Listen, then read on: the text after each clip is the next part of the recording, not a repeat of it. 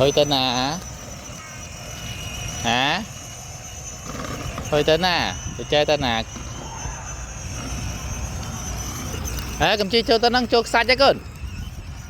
Chuột sạch ấy trên mà vinh. Chuột sạch chuột là chuột con à nọ lại tầm một cái đó khởi nhất.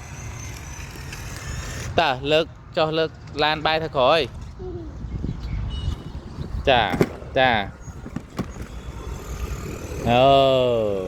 Nụ chuột sạch chẳng à. Mớ.